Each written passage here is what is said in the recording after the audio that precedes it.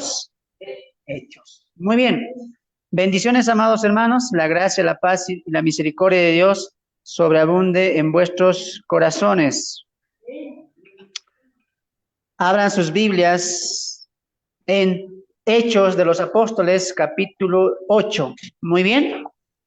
Estamos en el periodo número 3, sacrificios por causa de la promesa. Título de la enseñanza del día de hoy: comienza la persecución, comienza la evangelización. Repito, título de la enseñanza del día de hoy: comienza la persecución, comienza la evangelización. Tema número 15, capítulo 8, del 1 al 25. Repito, capítulo 8, del 1 al 25.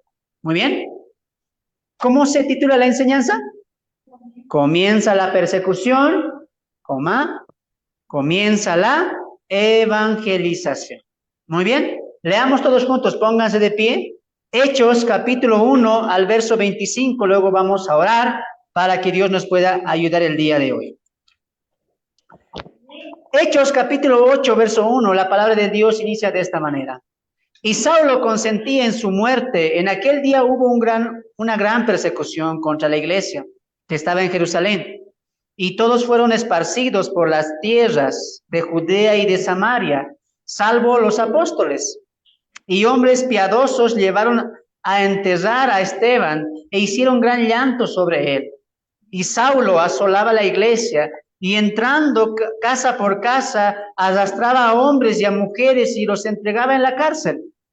Pero los que fueron esparcidos iban por todas partes anunciando el evangelio. Entonces Felipe, descendiendo a la ciudad de Samaria, les predicaba a Cristo, y la gente unánime escuchaba atentamente las cosas que decía Felipe, oyendo y viendo las señales que él hacía. Porque de muchos que tenían espíritus inmundos, salían estos dando grandes voces, y muchos paralíticos y cojos eran sanados.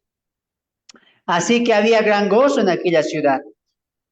Pero había un hombre llamado Simón, que antes ejercía la magia en aquella ciudad y había engañado a la gente de Samaria, haciéndose pasar por algún grande. A este oían atentamente todos, desde el más pequeño hasta el más grande, diciendo: este es el gran poder de Dios. Y les estaba atentos, porque con sus artes mágicas les había engañado mucho tiempo. Pero cuando creyeron a Felipe, que anunciaba el evangelio del reino de Dios y el nombre de Jesucristo, se bautizaron hombres y mujeres. También creyó Simón mismo, y habiéndose bautizado, estaba siempre con Felipe, y viendo las señales y grandes milagros que se hacía, estaba atónito. Cuando los apóstoles que estaban en Jerusalén oyeron que Samaria había recibido la palabra de Dios, y enviaron allá a Pedro y a Juan, los cuales, habiendo venido, oraron por ellos para que recibiesen el Espíritu Santo, porque aún no había descendido sobre ellos para ninguno de ellos, sino que solamente habían sido bautizados en el nombre de Jesús. Entonces les imponían las manos y recibían el Espíritu Santo. Cuando vino Simón, cuando vio Simón que por la imposición de las manos de los apóstoles se daba al Espíritu Santo, les ofreció dinero, diciendo: dadme también a mí este poder, para que cuando a quien yo impusiere las manos, reciba el Espíritu Santo. Entonces Pedro le dijo: tu dinero perezca contigo, porque has pensado que el don de Dios se obtiene con dinero. No tienes tu parte ni suerte en este asunto, porque tu corazón no es recto delante de Dios. Arrepiéntete, pues, de esta tu maldad, y ruega a Dios si quizá te perdone el pensamiento de tu corazón. Porque en hiel de amargura y en prisión de maldad veo que estás. Respondiendo entonces Simón dijo: rogad vosotros por mí al Señor, para que nada de esto que habéis dicho venga sobre mí. Y ellos, habiendo testificado y hablado la palabra de Dios, se volvieron a Jerusalén, y en muchas poblaciones de los samaritanos anunciaron él. Padre, te damos gracias por este día. Señor, seguimos nosotros escarbando en las enseñanzas de este libro de los Hechos y no estamos solos, estamos con la presencia del Espíritu Santo que nos guía, Señor, hacia la verdad.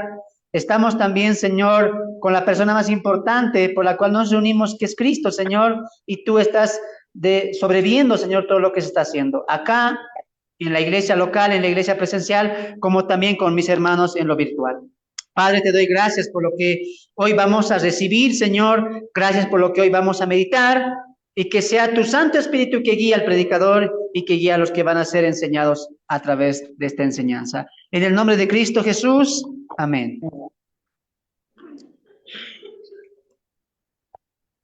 Bien, saludamos ahí a nuestros hermanos que se van sumando poco a poco. Vamos a comenzar. ¿Cuál es el título de la enseñanza?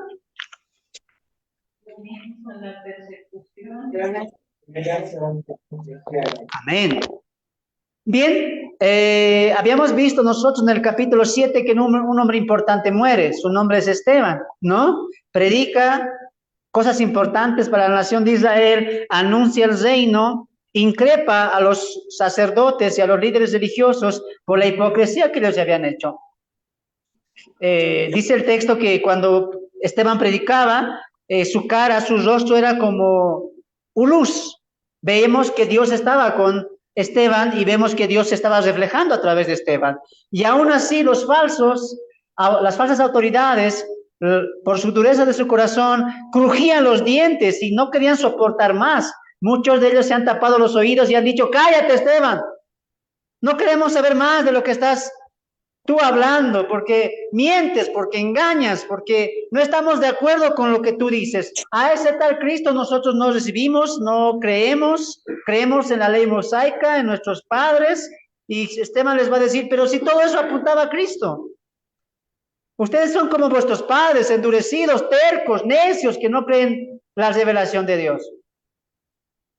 Cuando Esteban dijo eso, lo sacaron afuera y le cayeron piedras. Y Esteban, de rodillas, clamó a gran voz diciendo, Señor, no les tomes en cuenta este pecado. Y habiendo dicho esas palabras, Esteban murió. Pero antes de esa escena, amados hermanos, aparece en el verso 58 un personaje importante. Leamos, verso 58 del capítulo 7. Y echándole fuera de la ciudad, le apedrearon y los testigos pusieron sus ropas a los pies de un joven que se llamaba Saulo. Hace la aparición en los Hechos. ¿Quién? Saulo. Ahora, esto era algo litúrgico, algo que podemos decir por formalidad, porque tú no podías apedrear por apedrear. Tú tenías que tomar a los 2 testigos, 3 testigos, y ellos tenían que dar una veracidad de que ese testimonio contra ese culpable era justo, era verdadero. Y para mostrar eso, ¿sabes qué hacían? Se sacaban las vestiduras y lo colocaban a los pies de las autoridades, como diciendo, lo que dije en contra de este hombre es verdadero. Tanta hipocresía, hermanos. Mucha hipocresía de estos hombres, falsos testigos. Y colocaron sus ropas, dice los falsos testigos, sobre los pies de un hombre llamado Saulo. Y arranca la historia de un hombre llamado Saulo. Entonces, amados hermanos, vamos a ver el tema de hoy. Comienza la persecución, comienza la evangelización, tocando 5 personajes importantes. Tomando a 5 personajes importantes. Número 1, Saulo, nuestro primer personaje. Número 2, la iglesia. La iglesia. Número 3, Felipe. Número 4, Simón el mago. Y número 5, Pedro y Juan. Repito, son 5 personajes que vamos a ver en este tema del día de hoy. El primer personaje es Saulo, de Tarso. El segundo personaje es la iglesia, que va a ser perseguida. El tercer personaje es Felipe. El cuarto personaje es este hombre conocido como Simón el mago. Y por último vamos a ver a los apóstoles Pedro y Juan llegando a Samaria. Muy bien. ¿Arrancamos? ¿Están listos? Entonces, miren aquí adelante y vamos a partir del punto de inicio. Jesús pasó 40 días con los apóstoles, predicándoles, enseñándoles, y él les dijo, no se vayan de Jerusalén, porque en Pentecostés recibirán el poder del Espíritu Santo. Y me seréis testigos, ¿en dónde dijo? 4 lugares. En Jerusalén, en Judea, en Samaria y hasta lo último de la tierra. Esa era la misión de los 12 apóstoles que habían recibido el poder del Espíritu Santo que ha llenado e inundado sus vidas. Ahora, hasta el capítulo 7, ¿qué parte ya se cumplió? ¿Qué lugar ya se evangelizó, dijimos? Jerusalén. Jerusalén fue llena del evangelio, 3,000 se convirtieron, 5,000 se convirtieron, Jerusalén ya estaba completa con el evangelio. La iglesia primitiva ya tenía más de 15,000 miembros. ¡Wow! Ya Jerusalén había sido alcanzada con el evangelio. Faltan 2 lugares, ¿cuáles serían? Judea, Samaria. Judea y Samaria. Y desde el capítulo 8 vamos a ver que Dios va a impulsar la obra en Judea y en Samaria. Pero antes vamos a ver nuestro primer personaje, Saulo de Tarso. Capítulo 8, verso 1. Y Saulo consentía en su muerte. En aquel día hubo una gran persecución contra la iglesia que estaba en Jerusalén. Note esa palabra, Jerusalén, porque todavía estaban en Jerusalén. No hemos pasado al territorio de Judá, tampoco hemos pasado al territorio de Samaria. Entonces todavía estamos en un territorio de Jerusalén. Y todos fueron esparcidos por la tierra, por las tierras de Judea y Samaria. Mira cómo ya se está yendo a evangelizar a Judea y a Samaria. Salvo los apóstoles y hombres piadosos llevaron a enterrar a Esteban e hicieron gran llanto sobre él. Y Saulo asolaba la iglesia y entrando casa por casa arrastraba a los hombres y a las mujeres y los entregaba en la cárcel. Entonces, amados hermanos, vemos nuestro primer personaje, Saulo de Tarso, un hombre que era importante, que había sido criado bajo los pies de Gamaliel, que era una autoridad y que tenía celo de Dios y que arremetía contra los cristianos. Cuando Saulo vio que estaban cayendo piedras sobre Esteban, seguramente Saulo aplaudió, bravo, mátenlo, más piedras, que muera ese blasfemo, ese hereje que está anunciando el camino y blasfemando contra la ley y contra el templo. Castíguenlo más. Saulo estaba ahí cuando Esteban muere apedreado. Y el texto dice que desde ese día, ¿qué ha empezado? La persecución. Desde el capítulo 1 hasta el capítulo 7 veíamos que se levantaba la oposición, ¿no es cierto? A Pedro se levantó la oposición, el Sanedrín, el concilio, los sacerdotes, había oposición, pero no había empezado la persecución. ¿Qué es persecución? Traerlos a la cárcel, lastimarlos, maltratarlos, injuriarlos. Eso no había empezado. Vemos a Pedro y a Juan encarcelados, pero un ángel los liberta. Vemos a Pedro y Juan encarcelados, y azotados también, pero hasta ahí no vemos mucha persecución. Pero ya con la muerte de Esteban y el levantamiento de Saulo de Tarso, amados hermanos, comienza una gran persecución.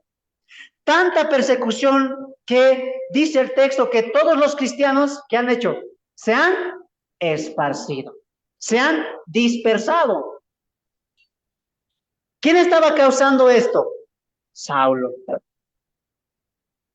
Saulo era un hombre muy estricto, muy dado a la ley, muy celoso de la ley. Y la pregunta interesante del texto que dice aquí, y Saulo asolaba la iglesia. ¿Qué entienden ustedes por asolar? Asolaba la iglesia.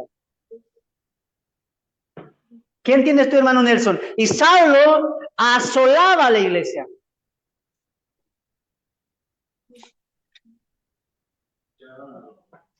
Saulo maltrataba a la iglesia, Saulo perseguía a la iglesia, Saulo lastimaba a la iglesia. Entonces, desde la muerte de Esteban para adelante, Saulo encabeza la persecución de la iglesia en toda Jerusalén. Y la iglesia no tiene más que dispersarse, alejarse, salvo quienes no se fueron. Los apóstoles. Los apóstoles se quedaron en Jerusalén y toda la iglesia fue esparcida en dos lugares. ¿Cuáles son? Judea, Samaria. Ahora, la pregunta es, ¿Saulo se va a convertir en el perseguidor de la iglesia? ¿En el que aborrece a la iglesia? ¿En el que va a maltratar a la iglesia sin temor? Sin misericordia. Y el texto dice, amados hermanos, que Saulo, ¿qué hacía? Entraba casa por casa y imagínense, arrastraba a los hombres y a las mujeres. ¿Y dónde los metía? En la cárcel. Ahora, Saulo no solamente utilizaba la cárcel, y eso es lo que yo quiero que entiendas. Miren aquí adelante. Cuando vamos a llegar a Hechos capítulo 9, en la conversión de Saulo, Saulo, como hombre, como incrédulo, aborrecía la iglesia. Era un hombre que no le temblaba la mano para matar a los cristianos. Él mató a muchos cristianos. Él encarceló a muchos cristianos. Y escuche, mira aquí adelante. Cuando Saulo encarcelaba a alguien, le decía a esa persona, blasfema contra Jesús, reniega contra Jesús. ¿Y sabes qué es blasfemar? Es maldecir el nombre de Jesús. Y si una persona no quería maldecir, Saulo, ¿qué hacía? Lo mataba. ¿Quieres salir de la cárcel? Sí. Maldice, blasfema el nombre de Jesús. Ese era Saulo. Saulo no tenía compasión. ¿Quieres ver lo que Saulo hacía? Abre tu Biblia en Hechos capítulo 22, verso 4 al 5. Hechos capítulo 22, verso 4 al 5. En ese tiempo de la persecución, Saulo hizo de todo contra la iglesia. La lastimó, la maltrató, la aborreció, la mató. Mira lo que el mismo Pablo va a decir después en cuanto a su testimonio en defensa, hablando de cómo él sometió a la iglesia. Hechos capítulo 22, verso 4 al 5. La palabra de Dios dice así. 22, verso 4 al 5. Pablo dice, yo perseguía a los del camino hasta la muerte, prendiendo y entregando en cárcel a hombres y a mujeres. Pablo no tenía miedo, no tenía temor, no le temblaba la mano, de las mujeres tampoco. Como el sumo sacerdote también me es testigo, y todos los ancianos de quienes también recibí cartas para los hermanos, y fui a Damasco para traer presos a Jerusalén, y también a los que estuviesen allí, para que fuesen. Wow. ¿Saulo odiaba o no odiaba a la iglesia? Odiaba. Abre tu Biblia en Hechos capítulo 26, verso 9 al 11, y escucha esta parte que es tremendo. El mismo Saulo está recalcando cómo él lastimó a la iglesia. Hechos capítulo 26, verso 9 al 11, la palabra de Dios dice así. Yo ciertamente había creído mi deber hacer muchas cosas contra el nombre de Jesús de Nazaret. Pablo odiaba a Jesús. Pablo no quería saber de Jesús. Y él dice, lo cual también hice en Jerusalén. Yo encerré, escucha esta parte. Yo encerré en cárceles a muchos de los santos, habiendo recibido poder de los principales sacerdotes. Escucha esta parte. Y cuando los mataron, yo di mi voto. Estuve de acuerdo. Saulo, vamos a matar a estos 5 cristianos. Saulo, ¿qué decía? Mátenlos. Saulo, vamos a castigar a estos 20 cristianos. Saulo, ¿qué decía? Castíguenlos. Saulo odiaba, aborrecía la iglesia. 11. Y muchas veces castigándolos en todas las sinagogas, mira esta parte, escuche, les forcé a blasfemar y enfurecido de sobremanera contra ellos, subraya eso, enfurecido sobremanera. Saulo odiaba a la iglesia. Contra ellos, escuche esto, los perseguí hasta las ciudades extranjeras. ¿Saulo odiaba o no odiaba a la iglesia? Odiaba. Aplaudía. Que mueran estos los del camino. Que mueran estos seguidores de Jesús, el Nazareno. Yo los voy a perseguir, yo los voy a maltratar, yo voy a hacer que ellos blasfemen, renieguen el nombre de Jesús. Pero Jesús ya había anticipado esto. Abre tu Biblia en San Juan, capítulo 15, verso 26. Evangelio de Juan. Jesús se había anticipado a esto. Jesús va a decir, muchos los van a perseguir, los van a encarcelar y pensarán que están haciendo un favor a Dios. Juan capítulo 15,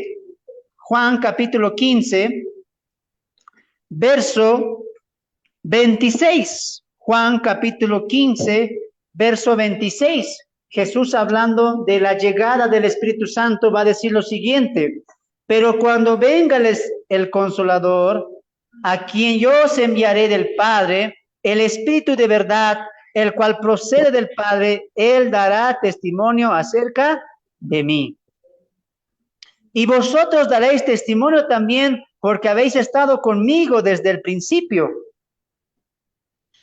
Estas cosas os he hablado para que no os tengáis tropiezo. En el contexto les va a hablar, ¿no? La pila pasando. La pila, ahí atrás del... más atrás del... Ahí es. Gracias. Bien, mil disculpas, hermanos. Ahí las pilas se acabaron. Bien, ahora sí, continuamos. Entonces, mira lo que dice el capítulo 16. Estas cosas os he hablado para que no tengáis tropiezo. Mire esto lo que dice Jesús. Os expulsarán de las sinagogas, y aún viene la hora cuando cualquiera que os mate pensará que rinde servicio a Dios. Cuando Saulo mataba a los creyentes, cuando Saulo encarcelaba a los creyentes, ¿a quién pensaba Saulo que estaba haciendo el bien? A Dios. Estamos defendiendo a Dios, estamos defendiendo la ley de Dios, el templo de Dios, contra estos blasfemos cristianos. Jesús dice, pensarán que están haciendo un servicio a Dios y harán esto porque no conocen al Padre. No lo conocen. Saulo estaba confundido. Saulo estaba desviado en cuanto al conocimiento de Dios. Saulo, aunque tenía conocimiento de la Escritura, aunque ha sido criado bajo los pies de Gamaliel, aunque tenía muy claro el Pentateuco, la Torá, etcétera, Saulo no conocía a Dios. Saulo era un incrédulo. Muy bien. Entonces, Saulo empieza como el perseguidor. Mucho mal hizo a la iglesia. Por eso se acuerdan, amados hermanos, que cuando Jesús o Dios le dice a Ananías, Ananías, ve, porque he hablado con Saulo y le he dado un ministerio para que lleve mi predicación a los gentiles.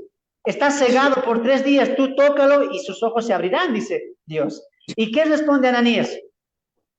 Dios, no te estás equivocando. Ese hombre persigue a la iglesia. Ese hombre mata a tus creyentes. Ananías no quería ir al encuentro con Saulo. ¿Por qué? Porque Saulo era un hombre que los cristianos temían, porque había matado y encarcelado a muchos cristianos. Así comienza nuestro primer personaje, Saulo, el perseguidor. Segundo personaje, la iglesia. Capítulo 8 del libro de los Hechos, vamos a leer el verso 4. En el verso 2 veíamos que la iglesia ha sido esparcida a Judea y a Samaria. El verso 4 nos dice, pero los que fueron esparcidos iban por todas partes anunciando el evangelio. Interesante eso, ¿no? Hermanos, los creyentes no estaban huyendo por sus vidas. Los creyentes no estaban escapando y decir, Saulo nos persigue, escapémonos, refugiémonos, escondámonos, no. Los creyentes salieron para que se cumpliese lo que Jesús había dicho en el 1:8. Prediquen en Samaria y en Judea también.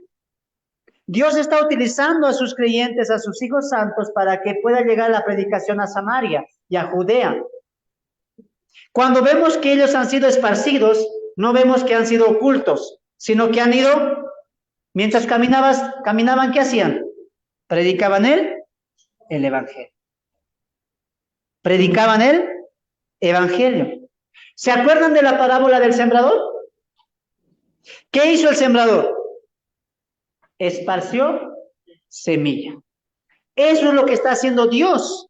Está esparciendo sus hijos en Samaria y en Judea para que estos hijos prediquen el Evangelio de Jesús. Entonces no vemos que la persecución intimida a los creyentes. Tú puedes pensar, hermano, empezó la persecución, la matanza, las cárceles, se va a acabar la iglesia. Y no. Empezó la persecución, pero Dios dice, ahora empieza la evangelización. Podrás encarcelar a 10, pero yo tengo 10,000 que van a predicar el Evangelio. Nadie puede frenar la labor y la obra de Dios. Nadie. Y esto es un punto importante, amados hermanos.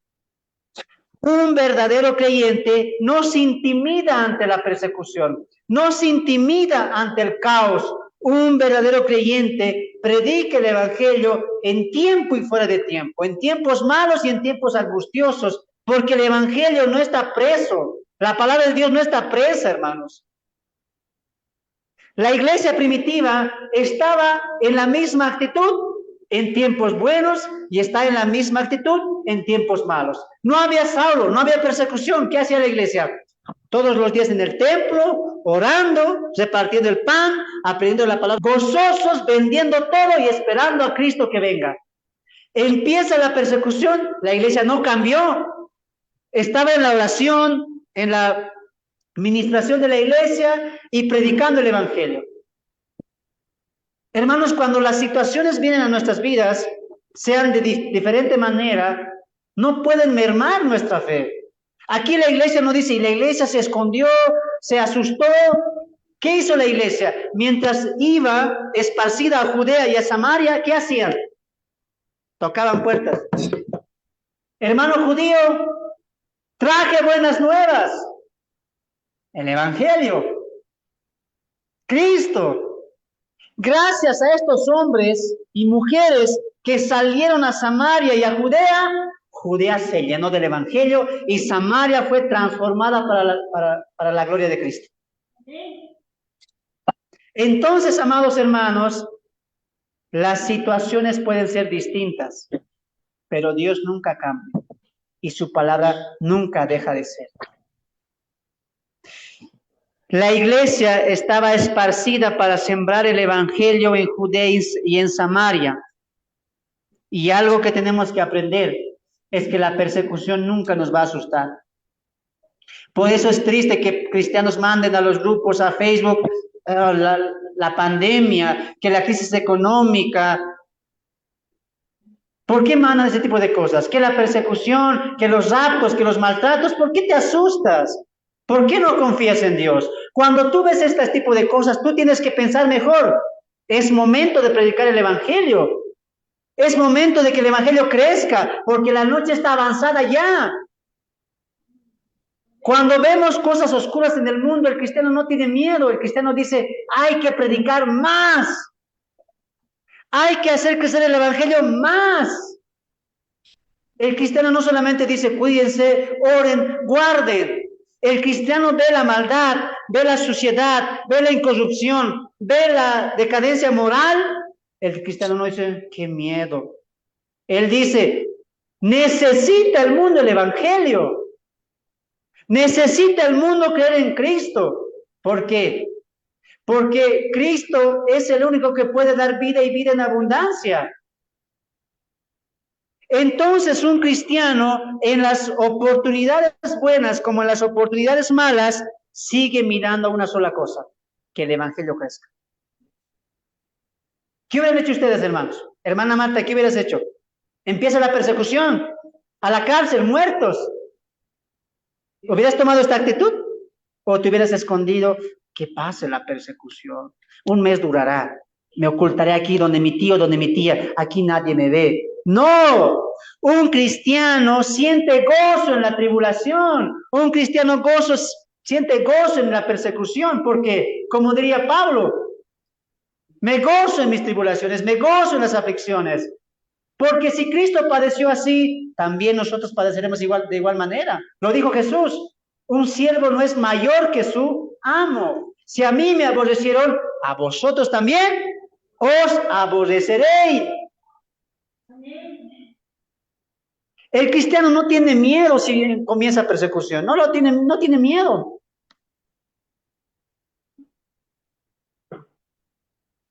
Cada pastor que estamos en una iglesia, no pedimos a Dios que venga persecución.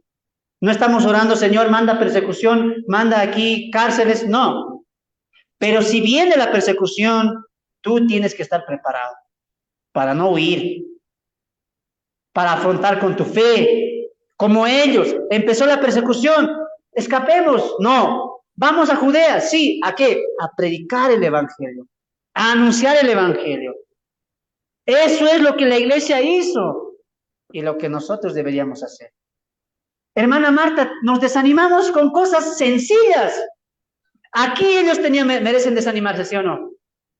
Yo te digo, sí, ellos que se desanimen. Cárcel, persecución, muerte. ¿Tenían razones para desanimarse, sí o no? ¿Se desanimaron? No. ¿Cómo es posible que nosotros, con problemas económicos, con enfermedades, con mi familia, con mis hijos, te desanimes? ¿Cómo es posible con cosas pequeñitas nosotros nos desanimemos a evangelizar, a creer y a que el evangelio crezca en el Alto, en La Paz, en Bolivia? Ellos sí tenían motivos para desanimarse, pero no lo hicieron. ¿Por qué? Porque ellos sí creyeron el evangelio, ellos sí entendieron el evangelio, ellos sí abrazaron el evangelio. Algo similar va a decir Pablo, abre tu Biblia en 2 Corintios capítulo 4. Este es el sentir que los cristianos deben tener y tenían en la iglesia primitiva que vemos acá. Segunda carta de Pablo a los Corintios, capítulo 4. Capítulo 4, verso 3. Vamos a comenzar desde ahí. Segunda Corintios, capítulo 4, verso 3. Pero si nuestro evangelio está encubierto, entre los que se pierde está encubierto. No lo pueden ver, no lo entienden el evangelio. ¿Por qué? Mira lo que dice el 4. En los cuales el Dios de este siglo cegó el entendimiento de los incrédulos para que no les resplandezca la luz del evangelio de la gloria de Cristo, el cual es la imagen de Dios. Entonces, cuando vemos a un Saulo persiguiendo a la iglesia, cuando vemos al Sanedrín, a Anás, Caifás, odiando a los cristianos, ¿qué vemos? Ellos están cegados. Ellos están cegados, como dice el texto. ¿Quién cegó su entendimiento? El Dios de este mundo. ¿Quién es ese? Satanás. ¿Quién estaba cegando a Saulo para que odie a la iglesia? ¿Acaso no es Satanás? ¿Quién estaba cegando a los que mataron a Esteban? Satanás. Satanás ciega el entendimiento para que la luz del evangelio no les resplandezca. Y dice el verso 5, porque no nos predicamos a nosotros mismos, sino a Jesucristo como Señor y a nosotros como vuestros siervos, por amor a Jesús. Escucha esta parte. Porque Dios, que mandó que de las tinieblas resplandeciese la luz, es el que resplandeció en nuestros corazones para iluminación del conocimiento de la gloria de Dios en la faz de Jesucristo. Miren aquí un momento. Esto es el evangelio. En el Génesis vio Dios la tierra que estaba en oscuridad y en tinieblas. ¿Y qué dijo? Sea la luz. Y la luz disipó toda la oscuridad. Escuche lo que voy a decir. Pablo toma la figura del Génesis y lo aplica al evangelio de Cristo. Y dice, una persona que no entiende el evangelio está cegado y vive en tinieblas. Pero cuando el evangelio llega a esa vida, es como Dios diciendo en el Génesis, sea la luz. Y le dice a la vida, sea la luz. Y esa persona cambia de las tinieblas a la luz. Y dice el texto, y todo su conocimiento va a ser lleno en la faz de Jesucristo. Jesús va a llenar su vida por completo. Entonces, una persona está en tinieblas, en oscuridad, endurecido. Viene el evangelio, alguien le predica y es como Dios diciendo, sea la luz en tu vida. Y las tinieblas perecen. Y Pablo dice, este es el evangelio que predicamos, que la luz vence a las tinieblas, que Cristo es la luz y que todos vengan al conocimiento de Cristo. Y mira lo que dice Pablo en el verso 7.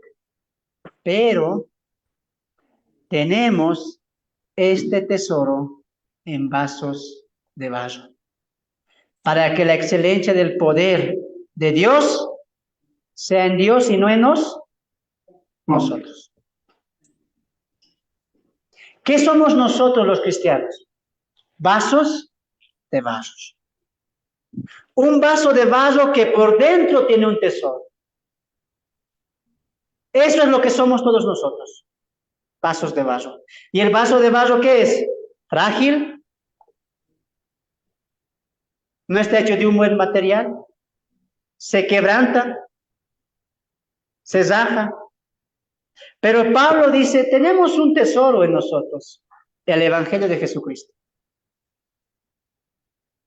Así que este vaso, este cuerpo, se va a desgastar. Se va a consumir. Lo importante es lo que está en nosotros. Por eso Pablo en Colosenses diría que había un misterio que nadie sabía.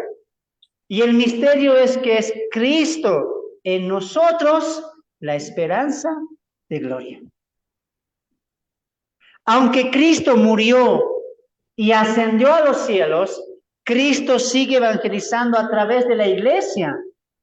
Y es lo que los creyentes entendieron, por eso se dispersaron y comenzaron a predicar.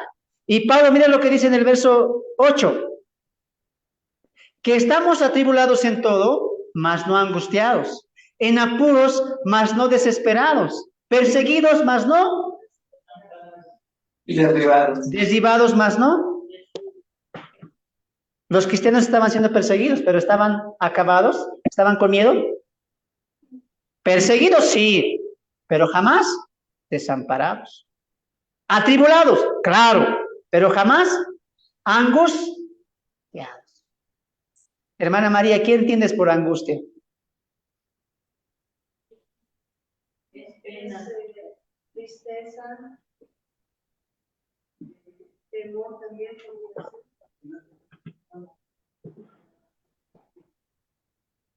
Atribulados en todo, dice Pablo, pero nunca estamos angustiados. Eso es lo que tú tienes que aprender. La vida te va a costar. ¿Quién te ha dicho que es fácil la vida? Nadie. Jóvenes, señoritas, la vida no es fácil. La vida te va a golpear. La vida te va a dar como un golpe y muchas veces vas a querer desanimarte.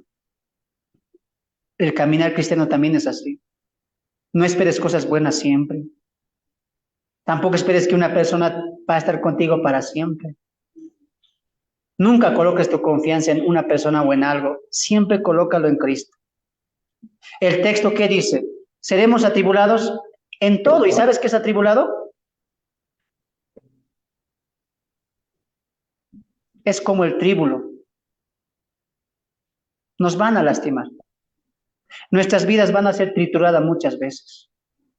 Muchas veces. Te van a decepcionar en todo sentido, hermanos. Hasta tú mismo te vas a decepcionar por lo que has hecho, por cómo vives. Pero el texto dice, de todo lado nos pueden atribular, pero jamás nos van a angustiar. Es decir, lo que estoy pasando ahora no me angustia. No me va a angustiar. No voy a estar en apuros, pero tampoco voy a estar desamparado. ¿Cómo se llama eso? Confianza. Por eso Pablo, ¿qué dice? Hey, miren aquí. Somos como un vaso de barro, feo, débil, que se raja, frágil. Pero ¿sabes qué nos hace especial? Que dentro de nosotros hay un tesoro grande y ese tesoro es Cristo. Nosotros somos vasos frágiles. Cónstate así, tú nunca te creas fuerte. Somos vasos frágiles. Y como vasos frágiles somos perseguidos, atribulados, pero jamás estamos desamparados. Por eso un cristiano camina en gozo, no en preocupación. Un cristiano camina sabiendo en quién ha creído. Imagínate la iglesia primitiva. Saulo está persiguiendo. Vamos a Judea, predicando el evangelio. Sin tiempo. Gracias a ellos se convirtieron 2 ciudades. Judea y Samaria fueron alcanzados por el evangelio. Va a haber persecución. Va a haber tribulación. Lo importante es que tú entiendas que eso no afecte tu vida espiritual. No esperes nada bueno del mundo. Nada bueno. Solamente cosas buenas van a venir de Dios a tu vida. Confíate en Él. Nada más que en Él. Y dile como Pablo, yo soy vaso frágil, un vaso que se quebranta. Por eso Pablo va a decirte más adelante, ¿no? Esta leve tribulación momentánea produce en nosotros un cada vez más peso de gloria. Hermana Marta, la tribulación es importante. No reniegues contra las aflicciones. No se quejen. ¿Por qué? Gracias, dice el Señor. Porque en esta tribulación reconozco mi fragilidad. Reconozco que yo no puedo. Hoy en día cristianos no quieren tribulación. No quieren angustias. Pero si tú ves el contexto, hermano, en la persecución, en la angustia, es cuando más fuerte se hace nuestra fe. Esta es la prueba de la fe, hermana Marta. Te va a probar Dios. ¿Cómo estás tú saliendo del examen? No estamos llamados a vivir vidas frágiles, tranquilas. Estamos llamados a vivir vidas difíciles. Pero que en esas vidas difíciles nuestra fe resalte como un diamante en medio de mucha oscuridad. Amén. Volvemos a Hechos capítulo 8, vemos el tercer personaje, Felipe. Felipe. Me impresiona cada vez que veo a la iglesia primitiva porque veo su amor por la palabra, su constancia por la misma, y ellos no se desanimaban en ningún momento. Momentos buenos, amaban al Señor. Momentos malos, amaban al Señor. En las cárceles, amaban al Señor. En la calle, amaban al Señor. Ellos habían ido a un estándar muy alto, el estándar de la fe 100% en Dios. Pero aparece nuestro tercer personaje, un hombre llamado Felipe, verso 5, perdón. Entonces Felipe, descendiendo a la ciudad de Samaria, les predicaba a Cristo y la gente unánime escuchaba atentamente las cosas que decía Felipe, viendo las señales que hacía. Entonces, amados hermanos, ¿recuerdan lo que vimos en el capítulo 6? Felipe fue elegido para ser un servidor, un diácono, al igual que Esteban. Vemos nuevamente que Dios utiliza un servidor de mesas para que sea un predicador y alcance una ciudad que en este caso es Samaria. 3 cosas hace Felipe en Samaria. Número 1, hace que la gente le escuche atentamente. Número 2, hace milagros entre los samaritanos. Y número 3, bautiza a los samaritanos. 3 cosas importantes que hace Felipe en Samaria. Muy bien. Miren aquí adelante, voy a explicar un poquito de los samaritanos. Rapidito va a ser esto, ¿ya? Miren aquí adelante. Si no sabes la historia, te animo a que lo veas. Cuando el rey Salomón muere, sube al trono su hijo. ¿Cómo se llamaba? Roboam. Muy bien. Y Roboam hizo algo malo. No escuchó a los ancianos y escuchó a los más jóvenes. Y por su culpa, el reino se dividió en 2. Miren aquí adelante. Reino del sur y reino del norte. En el reino del norte estaban 10 tribus y en el reino del sur estaban 2 tribus que se mantuvieron fieles a la casa de David. La tribu de Judá y la tribu de Benjamín. Las 10 restantes se fueron. Muy bien.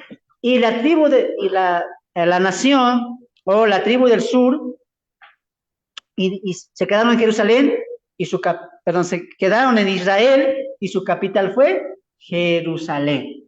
Pero los del norte se fueron alejados y su capital fue Samaria. Así empiezan los samaritanos. Repito, Judea, capital, Jerusalén. Los del norte, capital, Samaria. Escucha esta parte. 722 años antes de Cristo, los asirios invaden el reino del norte y las 10 tribus son sometidas a los asirios. En ese trayecto, los asirios y los judíos del reino de Judá se mezclan, tienen sincretismo, y ya surge una nueva raza, mezcla de gentiles con mezcla de judíos. A esta mezcla de judíos y gentiles se le conoce como samaritanos. Muy bien. Entonces, los judíos que estaban en Jerusalén y los judíos, entre comillas, una mezcla de gentiles, habitaban en Samaria y se han hecho dos pueblos distintos. No se llevaban, no se odiaban. Se odiaban, ¿por qué? Porque los judíos decían, estos son impuros, raza impura, mezcla con gentil. Nosotros somos 100% hebreos.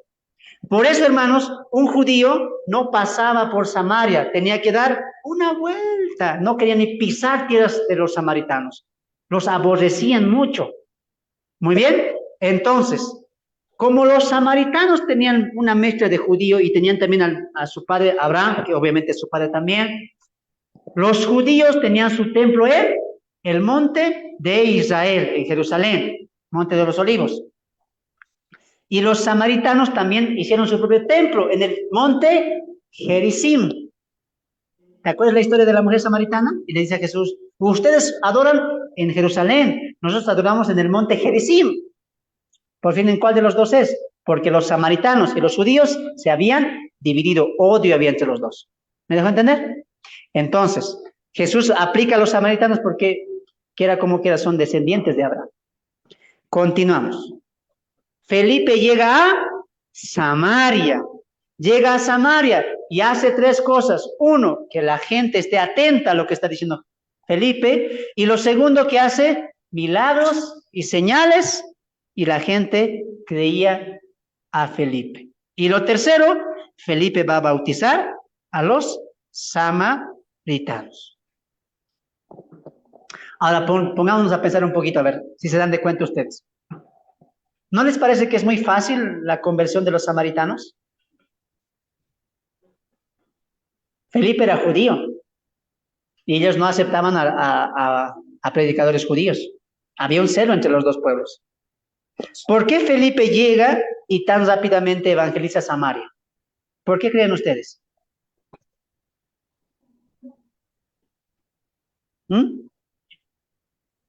Judea se puede entender, por eso Lucas no relata a Judea. Judea era parte de Jerusalén, era natural, los samaritanos no. Es como que nosotros vayamos a evangelizar a los cambas, no nos van a recibir. ¿Quién es este colla? Nos van a decir, ¿no ven? Igualito había, pues, hermanos, pero en este caso no era camba collas, eran judíos y samaritanos. Imagínate que un colla vaya allá y lo van a recibir, no. Felipe estaba yendo a Samaria. Interesante porque Lucas dice que rápidamente aceptaron el evangelio. ¿Qué causó eso? ¿Qué creen que pasó ahí?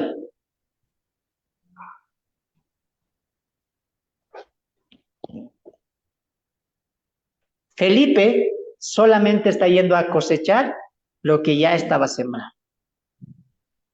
Miren aquí adelante. Cuando tú ves a Lucas, ves muy fácil que lo hace Lucas, tomando a Felipe evangelizando. Pero si nos vamos a la historia, no había mucha relación entre samaritanos y judíos, había un odio. La pregunta es, ¿cómo es posible que Felipe, siendo judío, él gane un pueblo samaritano que eran contrapartes? Y la respuesta, ¿sabes qué es?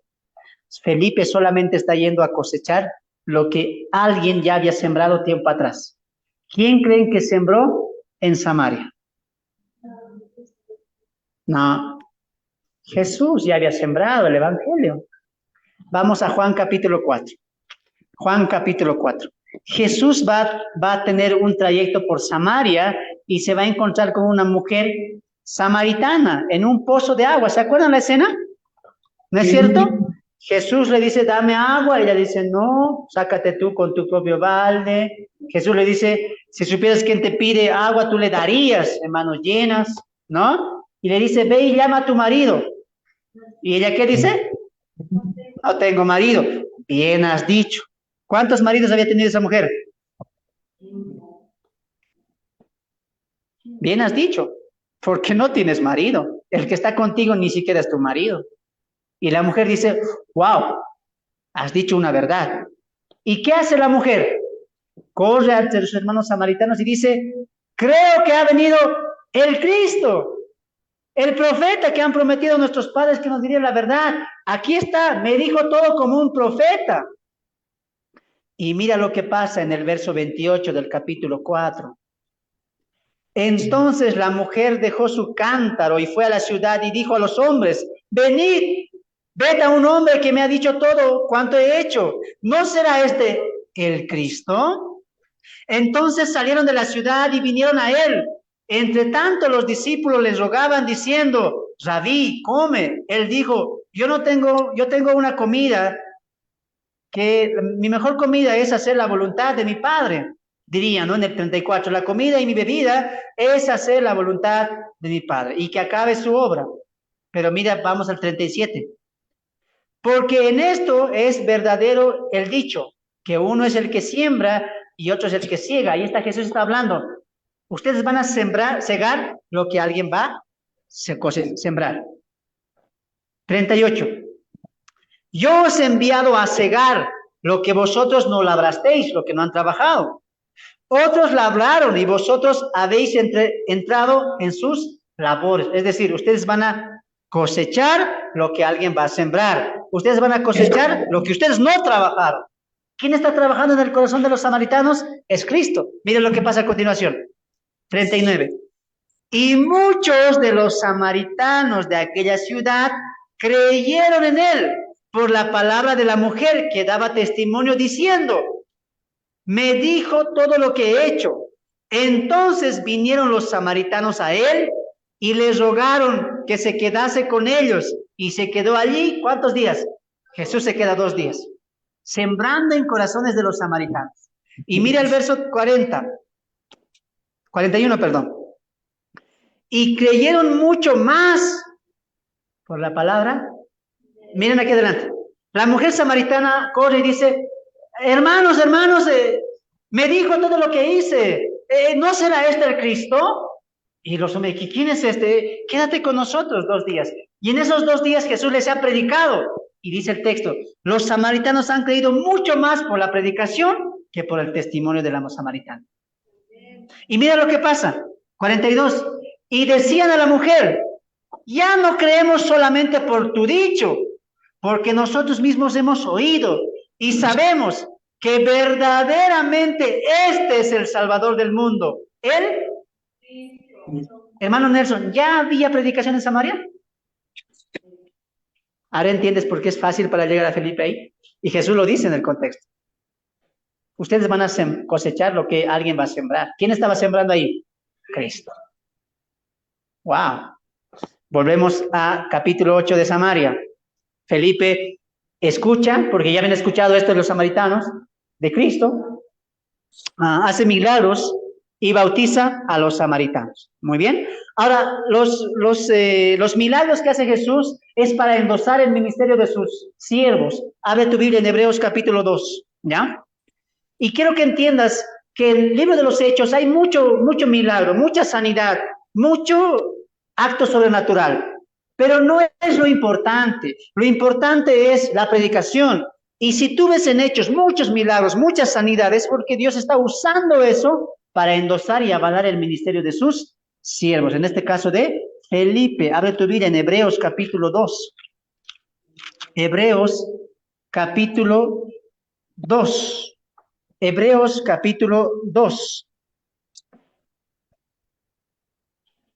Hebreos capítulo 2, verso 2. Porque si la palabra dicha por medio de los ángeles fue firme, y toda transgresión y desobediencia recibió justa retribución, ¿cómo escaparemos nosotros si descuidamos una salvación tan grande? Está hablando de la palabra, la cual habiendo sido anunciada, ¿ve? El mensaje, primeramente por el Señor Cristo, nos fue confirmada por los que oyeron. Escucha esta parte. Testificando Dios juntamente con ellos, con señales y prodigios y diversos milagros y repartimiento del Espíritu Santo según su voluntad. Miren aquí adelante, voy a explicar eso. En el libro de los Hechos, vemos a los apóstoles en etapa fundacional. Ahora, para un contexto judío, de la época, era importante ver milagros para saber que este hombre era un enviado de Dios. Entonces, Pedro predicó y Dios, ¿cómo avaló esa predicación? Con prodigios, señales y milagros. Para que la gente de Samaria creyera en el mensaje de Felipe y en el mensajero que es Felipe, ¿qué hizo Dios? Testificó con Felipe con señales, milagros y prodigios. Entonces, las señales, los prodigios y todo lo manifestado en hechos que estamos viendo, como cuando Pedro dijo, ¿no ve? No tengo oro ni plata, pero lo que tengo te lo doy en el nombre de Jesús, y el cojo se levantó. ¿Quién está haciendo eso? Dios. Ahora miren aquí adelante. Dios va a utilizar los milagros y las sanidades para avalar, para endosar, para decir, ¡hey! Miren, este milagro significa que Felipe es mi siervo y que el mensaje que trae es verdadero. Entonces, el punto importante en la transición de los hechos, ¿cuál es? El mensaje. Por eso entiendes que cuando Pablo tenía el don de sanidad, por ejemplo, pero cuando Pablo avanza en la progresión de la teología, Pablo ya no tiene don de sanidad, ya no puede sanar. ¿Por qué? Porque en una etapa fundacional era importante los milagros, porque la gente veía y creía. En un progreso de la teología, cuando los libros se están escribiendo, ya no es necesario. ¿Por qué? Porque nosotros creemos por la palabra, pues. ¿Me dejo entender? Como no había palabra, como no había Biblia, Felipe predicaba y Dios, ¿cómo confirmaba esa predicación? Milagros, sanidades y diversos dones del Espíritu Santo. Entonces, los dones del Espíritu Santo y la repartición, etcétera, era una muestra de que Dios estaba con sus siervos y el mensaje era verdadero. Dos cosas apuntaba los prodigios y los milagros: la veracidad del mensaje y la veracidad del mensajero. Anota eso. Dos cosas endosaba a los milagros: la veracidad del mensaje, el mensaje del Evangelio de Cristo, obviamente, y la veracidad del mensajero, es decir, Dios estaba con sus siervos, estaba con Felipe. ¿Se entendió esa parte? ¿O no se entendió? ¿Se entendió, no ve? Dios estaba con quién. Dios estaba endosando, avalando el mensaje, y Dios estaba avalando al mensajero. En este caso, Felipe es el mensajero, y el mensaje es de Cristo. Por lo tanto, ¿lo que convirtió a los samaritanos fue los milagros? No, los milagros solamente fue un modo de atracción y endosar el ministerio de Felipe. Lo que convirtió a los samaritanos, ¿qué fue? La predicación del Evangelio. ¿Me dejo entender? Muy bien, avanzamos. Vamos a esto entonces. Repite nada más. Hebreos capítulo 2, 4 es importante para ver la transición de todo esto. Recuerden que el libro de los Hechos es un libro transicional. No vamos a ver hoy los mismos milagros que se hacía antes. Ojo, nos está contando cómo la iglesia está surgiendo poco a poco. Volvemos al libro de los Hechos, capítulo 8. Libro de los Hechos, capítulo 8. Y nos vamos al cuarto personaje. Simón el mago. Interesante cómo acaba el verso 8, ¿no? Y en aquella ciudad había gran gozo, alegría, lo que causa el Evangelio. Verso 9, capítulo 8, verso 9. Pero había un hombre llamado Simón, que antes ejercía la magia en aquella ciudad y había engañado a la gente de Samaria, haciéndose pasar por algún grande. A este oían atentamente todos, desde el más pequeño. ¡Wow! Esto es interesante. Esto sí que nos va a abrir la mente. En Samaria había un hombre importante. ¿Cómo se llamaba? Simón. ¿Cuál era la característica de Simón? Era mago, hacía magia. ¿Y la gente cómo lo que consideraba? Un grande. Hermano Esteban, ¿te imaginas en la plaza de los samaritanos a Simón? Pasen, vengan aquí adelante. Miren, voy a hacer aquí un milagro ante este hombre que está cojo, yo lo voy a sanar. Ante este niño que está un poco desviado en su cadera, yo lo voy a sanar. Y la gente se acercaba porque él era capo en ¿qué? En la palabra. Capísimo. Te convencía con su palabra, con su palabrerío. Y la gente, ¿qué decía? ¡Wow! Este es el poder de Dios. ¿No te recuerda algo? ¿No te recuerda alguien? Este es el poder de Dios. Mire este milagro, mire esta sanidad. ¿Quién lo está haciendo? Yo, Simón. Y la gente que decía, ese es el poder de Dios. Y Simón, experto era en qué? Hablar. Te convencía, hermano. Como ciertos profetas falsos que hay hoy en día, ¿no? Te van a convencer. Te convence. Hey, tú que quieres milagro, venga aquí. Tú que quieres sanidad, venga aquí. ¿Quieres librarte de tus deudas? Venga aquí. ¿Por qué? Porque aquí en mi iglesia está el poder de Dios. Ah, ¿qué decimos a eso? Simón, ¿no? Simones, hay muchos Simones hoy en día. ¿Qué piensan? En lo económico. Interesante, porque Simón ha creído el evangelio también y se ha bautizado. Imagínate ese hermano Esteban. Se ha bautizado este hombre. Ahora, Simón cumple 3 requisitos. 1, cree el evangelio. 2, se bautiza. Y 3, no se despegaba de quién? De Felipe. ¿Dónde está haciendo Felipe? Vamos conmigo, quiero ver cómo haces tus milagros. Wow, ese poder yo quiero. Ese poder, ¿cómo puedo obtenerse? Se bautizó, hermana Marta, ¿te imaginas? Se bautizó. Se bautizó. ¿Qué te enseña eso? ¿Qué te enseña eso, hermano Nelson? Creyó, se bautizó, siguió a Felipe.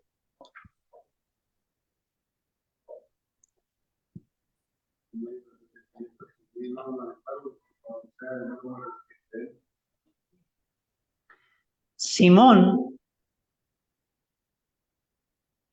ha malentendido el mensaje. En Simón, su corazón estaba lleno de avaricia. Él amaba el dinero, la plata amaba él. Con lo que está haciendo Felipe, mucho dinero puedo hacer. Campañas voy a hacer. Que me dé el poder, Felipe. Uy, me voy a hacer rico con este poder que está haciendo. Felipe coloca las manos, sana cojo. Felipe pone las manos, sana paralíticos, endemoniados. Uy, aquí ¿cuánto está? Aquí está la plata. Hoy en día así muchos Simones hay. Prometen cosas equivocadas. Qué triste porque Simón escuchó el evangelio, pero no lo entendió. Se bautizó en las aguas bautismales, pero no cambió su condición. Hermano, esto es claro. Cualquier hombre, tarde o temprano, va a revelar su verdadera naturaleza. No es necesario, hermano, que yo diga, tú eres falso, tú eres verdadero creyente. No, porque tarde o temprano su naturaleza va a salir. Se va a reflejar, como Simón. Un tiempito. Amén, seguramente. Yo me imagino, ¿no? Felipe predicando. Acepten a Cristo, Cristo es el verdadero. Y Simón, sin vergüenza, ¿no? Amén, gloria a Dios. ¿Quiénes se quieren bautizar? Simón, yo primero. Ah, Simón buscaba su conveniencia. Él había engañado mucho tiempo, dice, a los samaritanos, y el engaño obtenía dinero, mucha plata. Él tenía mucho dinero. Acompáñeme a 2 Pedro, y esto es la condición de Simón. 2 Pedro, capítulo 2, verso 14 al 13. 2 Pedro, capítulo... Por eso, amados hermanos, el ministerio con el dinero nunca se van a llevar. La avaricia siempre va a traer caída. El amor al dinero va a traer desviación. Si alguien quiere tener un ministerio por dinero, va a caer tarde o temprano. 2 Pedro capítulo 2, 2 Pedro capítulo 2, y vamos a leer esto rapidito. 2 Pedro capítulo 2, 2 Pedro capítulo 2, vamos a leer del verso 13 al verso 14. 2 Pedro capítulo 2, verso 13, 14. Tienen los ojos llenos de adulterio, no se sacian de pecar, seducen a las almas inconstantes como Simón. Vengan, aquí hay magia, aquí voy a hacer milagros. De parte de Dios. La gente creía, les engañaba. Mira esto, constantes, tienen el corazón habituado a la codicia y son hijos de maldición. Han dejado el camino recto y se han extraviado siguiendo el camino de Balaam, hijo de Beor, el cual amó el premio de la maldad. Simón quería ganar dinero. Y mira lo que pasa el verso 20. Ciertamente sí, habiendo ellos escapado de la contaminación del mundo por el conocimiento del Señor y Salvador Jesucristo, porque Simón se había escuchado de Cristo. Dice el texto, creyó y se bautizó. Pero mira lo que dice Pedro. Enredándose otra vez en las cosas del mundo, son vencidos por ella. Su postrer estado viene a ser peor que el primero, porque mejor les hubiera sido no haber conocido el camino de la justicia, que después de haberlo conocido, volverse atrás del santo mandamiento que les fue dado.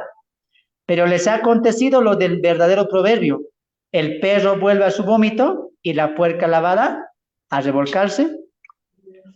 Hermana Marta, ¿Simón ha cambiado su naturaleza? Cuando Felipe predicó, amén, gloria a Dios, yo me imagino que hasta Simón oraba, ¿no? De grande todavía. Hasta haya llorado el Simón. Es que me tiene que creer. Falso. ¿Y qué dice Pedro? Cuando uno es lavado con la palabra y aún así vuelve atrás, su primer estado vuelve a ser peor, su postrer estado vuelve a ser peor que el primero.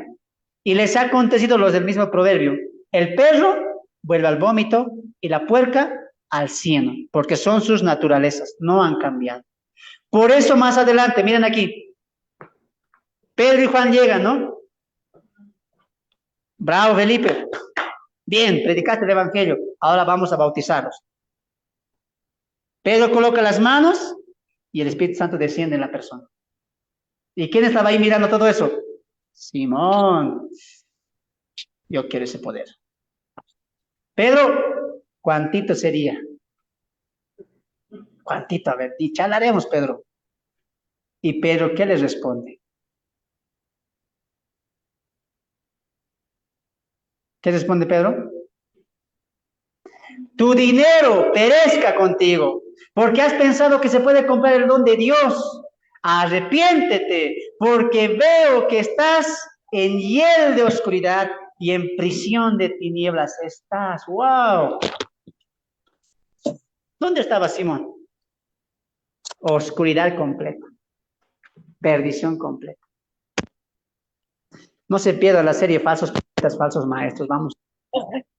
No manches. Era un falso, un incrédulo, un perverso, que quería comprar el favor de Dios. ¿Y Pedro qué dice? Tu dinero perezca contigo, porque para Dios no importa el dinero. ¿Cómo hoy día pueden decir, a Dios hay que darle? Si das diezmo de profeta, bendición de profeta vas a recibir. Simón, tú dices, Simón. Otro, yo puedo decir, ¿no? Simón alteños son aquí, Simón bolivianos hay. ¿Cómo es posible que digan eso? A ver. ¿Cómo es posible que digan somos campeones? El siervo no puede andar roto los pantalones, mendigo, no. Tiene que estar prosperado, gloria a Dios. Iglesia, ¿cómo estamos? Bendecidos, prosperados, gloria a Dios. Amén. No has entendido el evangelio, porque Pedro, ¿qué dijo? No tengo oro ni plata. Pedro, siendo apóstol, no tenía plata. Y tú, siendo un apóstol lobo, tienes buenos trajes, tienes buenas casas. Simón se aprovechaba de la gente. ¿Y la gente qué decía? Este hombre tiene el poder de Dios. Aquí está. ¿Quieren saber qué es el poder de Dios? El poder de Dios no es milagros. El poder de Dios no es sanidades. ¿Quién les enseñó eso? Abre tu Biblia en Romanos capítulo 1, 17. Este es el poder de Dios. Aunque una iglesia se haga llamar, aquí hay el ministerio del poder de Dios, no entiende qué es poder de Dios. ¿Qué son? Simones. Han entendido que se puede comprar la gracia de Dios, las bendiciones de Dios, pactando, demandando. ¿Qué es el poder de Dios? Pablo lo va a decir, Romanos capítulo 1, verso 17. ¿El poder de Dios es que Dios hace milagros? No. A ver, vamos a ver qué dice Pablo, él que nos instruye. Romanos capítulo 1, verso 16. Romanos capítulo 1, verso 16. Porque no me avergüenzo del evangelio, porque es poder de Dios. Entonces, si en una iglesia te dicen, se ha sanado, mira, ha venido con dolor de muela, su muela tapado, poder de Dios. Y la gente, amén, aleluya. No, ven, te voy a enseñar. ¿Sabes qué es poder de Dios? Que aquí dice Romanos 1:16, porque el evangelio es poder de Dios. No tus chistes ahí, tus supuestos milagros, tus curaciones de muelitas. Eso no es poder de Dios. ¿Quién te ha dicho eso? ¿Hasta Satanás hace eso, sí o no? Claro. ¿O no hace Satanás? Les pregunto a ustedes, a ver, ¿con qué poder, hermana Marta, con qué poder Janes y Jambres imitaron la obra y la señal de Moisés, haciendo que la vara se convierta en serpiente? No me digas que Janes y Jambres tenían poder. ¿Quién hizo eso, esa obra? A ver, Satanás. ¿Satanás hace milagros también? ¿Poderes? Claro. Así que no te sorprendas, en esa iglesia sanan muelas, hacen crecer cabellos. ¿Eso qué es? Puro farandulismo, puro carnalidad. ¿Qué son? Simones modernos son esos. No te pierdas la prédica, falsos profetas, falsos maestros, va a estar imperdible esa prédica. Me encantaría hablar mucho de eso, pero ¿qué hemos dicho que es el poder de Dios? Y Felipe, ¿cómo conquistó Samaria? ¿Con qué poder? Con el Evangelio, no las sanidades. Vamos a finalizar. Quinto personaje, Pedro y Juan. Finalizamos con esto. ¿Están aprendiendo? ¿Es lindo o no lindo el libro de los Hechos? Bello, ¿no? Hermosísimo. Así que no vayas en busca de Simones, ¿ya? Ve en busca de Felipes. Hechos, capítulo 8, verso 14. Cuando los apóstoles que estaban en Jerusalén oyeron de Samaria, que Samaria había recibido la palabra de Dios, enviaron allá a Pedro y a Juan, dos de los apóstoles importantes, los cuales habiendo venido, oraron por ellos para que recibiesen el Espíritu Santo, porque aún no habían descendido sobre ellos, ninguno de ellos, el Espíritu Santo, sino que solamente habían sido bautizados en el nombre de Jesús. Entonces les imponían las manos y recibían al Espíritu Santo. Muy bien. Entonces, vamos a entrar un poco en teología acá. Vamos a entrar un poco en teología. Anoten, quiero hacerles preguntas importantes. A los del Zoom también. Anoten aquí, mis hermanos. Los del Zoom pueden dejar sus comentarios, sus saluditos. Ahí, hermana Marta. Ahí está también aquí presente. La hermana Sofía, hermano Ariel. Ya estamos sumando algunos. Hermana Sofía también. Vamos a ver esto. Vamos a ver esto. ¿Ya? Quiero que me respondan. Pensemos un poco. Felipe llega a Samaria, predica el Evangelio y muchos creen. Se han bautizado. La pregunta es, ¿por qué no recibió el Espíritu Santo? ¿Por qué siempre tuvo que pedir Pedro y Juan? Era una buena oportunidad. El Evangelio estaba tan claro. Dios estaba hablando a través de Felipe con señales y frutos milagrosos. Ya se han bautizado. Pero ¿qué dice el texto? No tenía al Espíritu. Y si no te da el Espíritu Santo, no hay conversión completa. No hay. Puede ser otros Simón.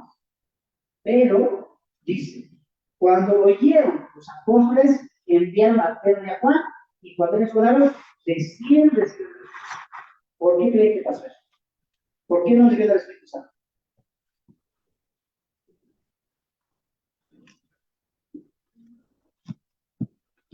¿Cómo saben?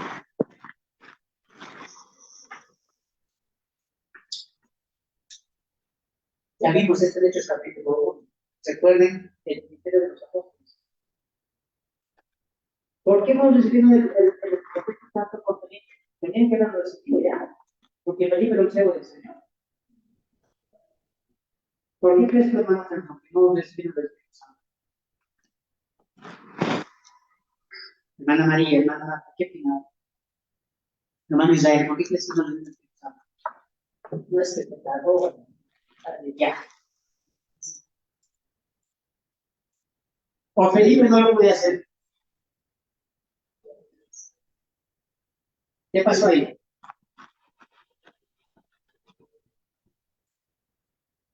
Me doy. Muy bien. No, ellos siempre han creído, solo que faltaba el bautismo del Espíritu Santo, ¿no? O la llenura, o el sello del Espíritu Santo. ¿Por qué no llegó el Espíritu Santo ahí? La clave está en Pedro. Abre tu Biblia en Mateo capítulo 16, verso 3. Mateo 16, 3. Voy a pedir a mi hermano José para leer Mateo 16, verso 13 al verso 18.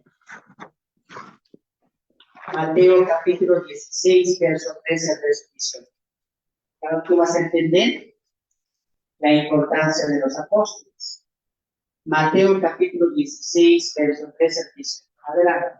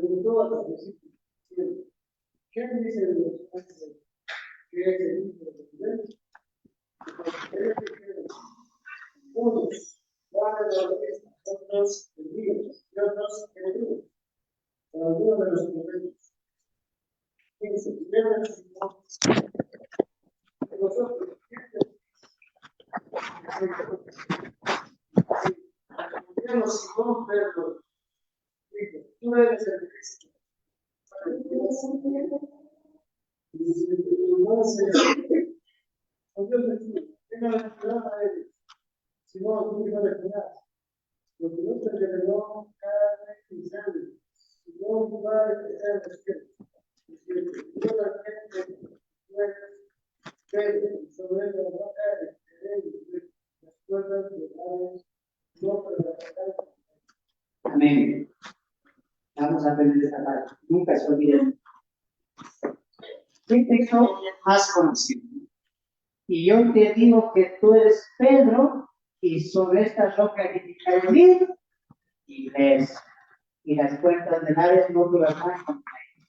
Voy a explicar cómo se ha entendido. ¿Ya? Los católicos interpretan este texto que Pedro es el primer papa, y que Pedro es la roca donde se ha edificado la iglesia de Cristo, que ellos piensan que está católica. Voy a explicar cómo explican los evangelios. Los evangélicos cristianos dicen, no. Dios está abajo, así mismo. A veces me causa gracia, porque a veces tristemente se llama así. Pedro está ahí, Jesús está acá. Jesús dice, ¿quién dice la gente que yo soy? Profeta, etcétera. ¿Y quién dice vosotros que soy?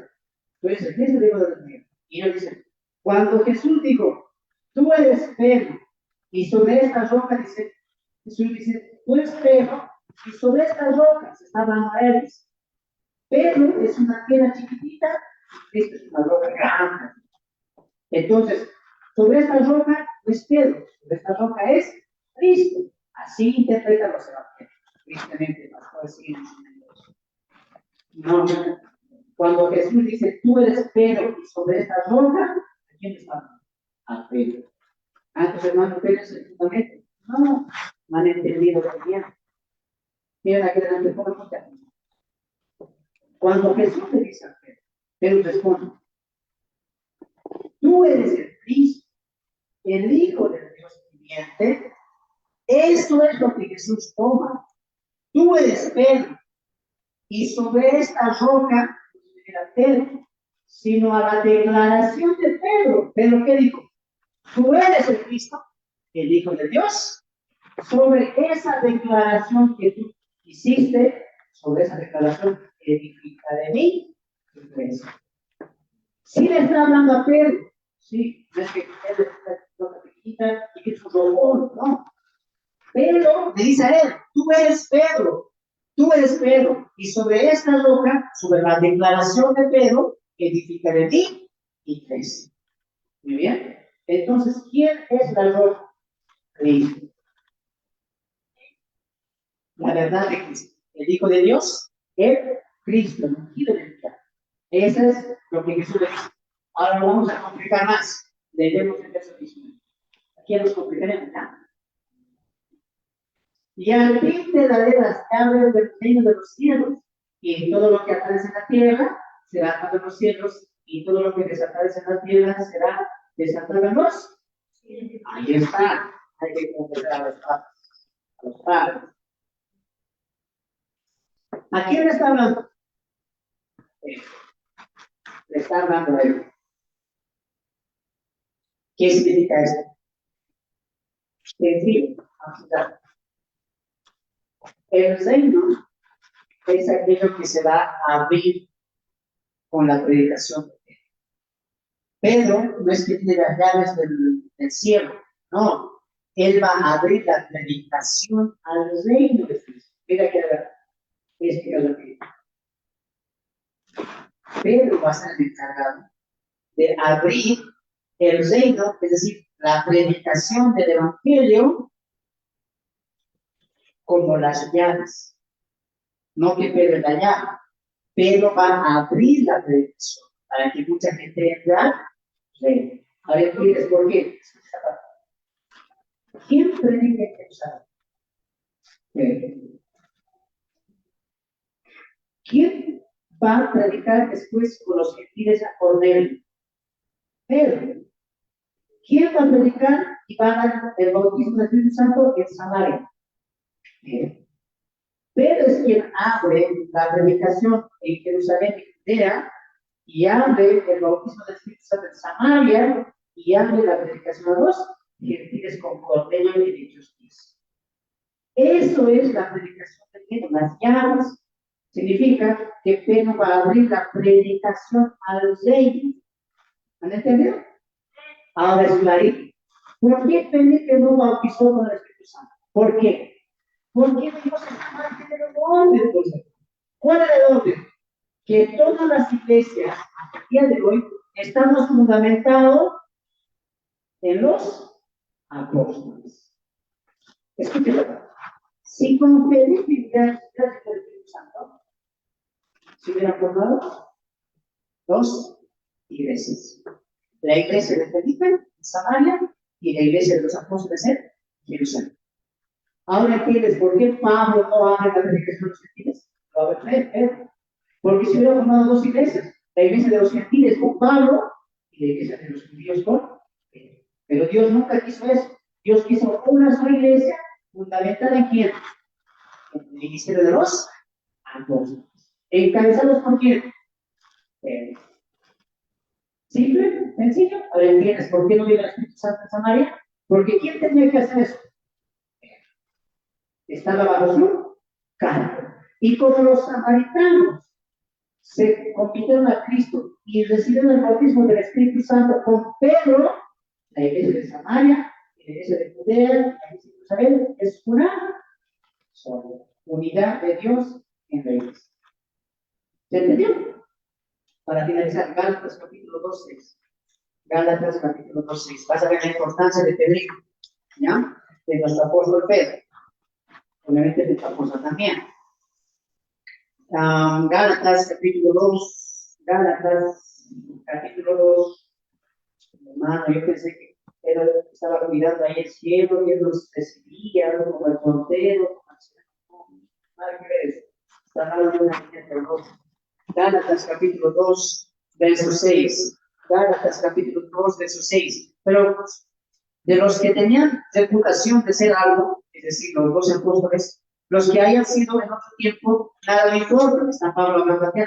Dios no hace excepción de personas. A mí, dice Pablo, pues los de la reputación nada no me comunicaron. Wow, qué carácter de Pablo. 7. Antes por el contrario, como vieron que me había sido encomendado el evangelio de la incircuncisión, ahí está, como a Pedro el de la circuncisión, pues el que actuó en Pedro, es decir, el Espíritu Santo, para el apostolado de la circuncisión de los judíos, actuó también en mí para los gentiles. Entonces, miren aquí adelante, voy a sacar con hasta el capítulo 8, estamos en un contexto judío. Y Pedro está viendo la predicación en Jerusalén y en Samaria. Con la predicación y la conversión de Pablo en el capítulo 9 y la conversión de Cornelio, se cumple lo siguiente, hasta los confines de la tierra. ¿Y el encargado quién es? Miren aquí adelante. Pedro tiene una importancia hasta el capítulo 10, 11. Del capítulo 2 al 28, el personaje principal, ¿quién es? Pablo. ¿Por qué? Porque Pedro ya hizo su trabajo, ya abrió la predicación. Y Dios escoge a Pablo, y con Pablo se va a dar el evangelio completo del cristianismo.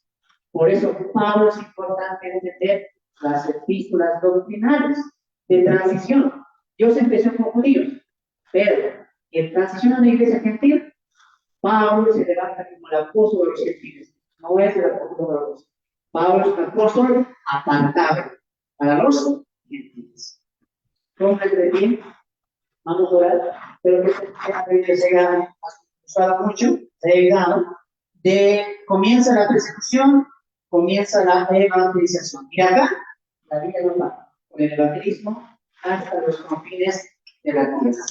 Los que están en transmisión por Zoom también, los que se han conectado ahí, hermana Ariel, hermano Sofía, bendiciones a todos los que están sumados ahí. Vamos a compartir la enseñanza. No pudimos transmitir en las redes sociales, pero estamos aquí constantemente también trabajando para mejorar la situación. Pónganse de pie, amados hermanos, vamos a finalizar. Padre, te damos gracias por el día de hoy. Señor, tú nos has ayudado a poder entender tu palabra. La persecución, Señor, nunca ha sido, Señor, un motivo para que la iglesia merme, para que la iglesia decaiga, Señor. Más al contrario, siempre cuando ha habido persecución, más ha estado firme, Señor. Padre, te pido, Señor, que tú nos puedas ayudar a mantener nuestra firmeza en tiempos buenos como en tiempos malos. Señor, te doy gracias por todo lo que estamos aprendiendo el día de hoy, Señor, con Felipe, con Saulo, Señor, que más adelante vamos a ver una transformación completa. Por la iglesia primitiva, Señor, que reflejaba ese amor a tiempo y fuera de tiempo. Por el apostolado, Señor, que tú nos diste, el apostolado de nuestros 12 apóstoles, Señor, que es en base a su fundamento en el cual estamos establecidos, Señor, siendo la principal piedra del ángulo Jesucristo mismo, Señor. Gracias, Señor, porque volteaste la mirada a nosotros los gentiles, a nosotros que no éramos tu pueblo, que no teníamos pacto, Señor, has volteado tu rostro hacia nosotros. Y nos diste por apóstol a tu siervo Pablo, Señor, quien ha tenido una conversión tremenda en Hechos capítulo 9, camino a Damasco, donde tu Hijo se le ha aparecido, Señor. Y desde ahí, Señor, la iglesia no ha parado de crecer, la iglesia no ha parado de incrementarse, Señor, y hoy somos millones, Señor, que hemos abrazado el Evangelio, que hemos creído el Evangelio y que estamos obedeciendo el Evangelio. Padre, gracias, Señor, por vidas como Felipe, por vidas como hombres y mujeres que predicaron. Gracias a ellos, anónimos, Señor, mucha iglesia se ha levantado, Señor. Así también hay gente anónima hoy en día, Señor, que predica el Evangelio, que tiene un ministerio pequeño, Señor, que tienen iglesias, que no son conocidos, Señor. Pero, Señor, tú tienes siervos en toda parte del mundo. Tú nunca vas a abandonar a tu iglesia, Señor. Tienes siervos y siervas que, aunque no son conocidos, de manera anónima están impulsando el Evangelio y están impulsando la obra, Señor. Gracias, Padre. Gracias, Señor. Aprendimos mucho el día de hoy, Señor, y qué triste, Señor, que haya gente que solamente... Gente que se bautiza, gente que viene a las iglesias, gente que aprende mucho, pero en realidad nunca ha cambiado su naturaleza, como Simón. El Evangelio no se trata de nosotros, el Evangelio se trata de Cristo. Y eso es lo que tenemos que entender urgentemente, Señor. Nada de lo que hay en el Evangelio es para nosotros. En esta vida estamos llamados a servirte y amarte, Señor. Quieras tú, Dios mío, que en muchos de nosotros no haya ese tipo de corazón como el de Simón, que solamente busca lo propio suyo, su conveniencia, lo que a él le gusta. Señor, que estemos nosotros realmente convencidos de lo que es el Evangelio y no malentender el Evangelio. El Evangelio, Padre, tú nos has dejado para obedecer y vivir para el Señor y vivir para Cristo. Que mantengamos esa línea, Padre. Oro por mis hermanos y por sus hechos sea de mucha edificación para cada uno de ellos. En el nombre bendito de tu Hijo amado Jesús, entregamos el sermón del día de hoy. Amén. Amén.